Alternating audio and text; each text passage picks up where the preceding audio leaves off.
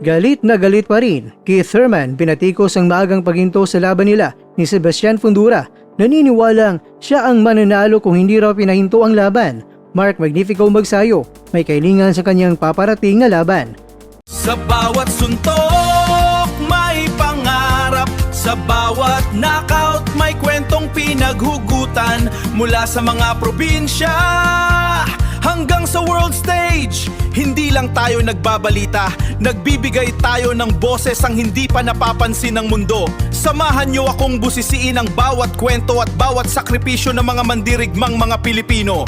Ito ang kwentong di pa na kwento. Pilipinas para sa mundo.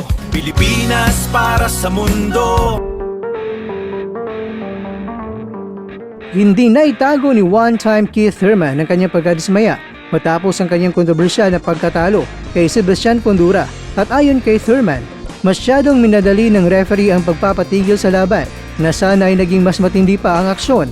Maganda na sana ang takbo ng laban. Gustong-gusto ng mga fans ang aksyon, pero itinigil ito ng referee ng masyadong maaga. Ani ni Thurman, wala na silang lakas raw na loob na patuloy na iyan ang laban gaya ng mga laban sa mga nakaraang taon. Ayon sa kanya, kinausap siya ng referee at sinabing hindi titigil ang laban kung magpapakita siya ng mga footwork o galaw ng kanyang mga paa. Git ni Thurman, hindi naman siya nakasandal sa lubid at tumatanggap lamang siya ng mga suntok ni Fundora. Pero bakit raw ay itinigil ito? Sa kabila ng galit na naging desisyon ng referee, hindi naman nakalimot si Thurman na magbigay pugay sa galing ni Sebastian Fundora. Inamin niyang nahirapan siya sa kakaibang uppercut na nagresulta sa kanyang sugat. Manalo, matalo, tabla. Sa tingin ko ay masyadong maagang paghinto. May bubuga pa ako. Siguradong naganda itong si Fundora. Ang dami niyang bumitaw ng suntok.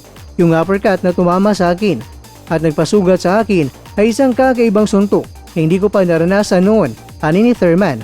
Dagdag pa ni Thurman mga kwento.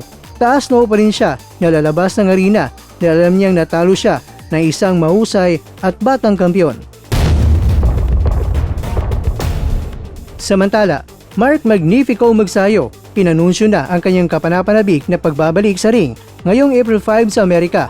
Handa na ang dating kampyon para sa isang panibagong kabanata sa kanyang karera, ang pagpasok sa lightweight division. Excited ng lahat sa kanyang gagawin na debut sa ilalim ng Zuffa Boxing. Excited na ako sa Zuffa Boxing at para sa lightweight debut ko. Kita-kits tayo, ayon yan kay Mark magsayo. Mga kakwento, siya ang makakalaban ni Magsayo ngayong April 5 sa Amerika, si Fergal McRory. Siya ang unang makakalaban ni Magsayo sa bagong timbang niya ngayon na lightweight division. Kaya naman, good luck kaubayan, patulugin mo ang kalaban.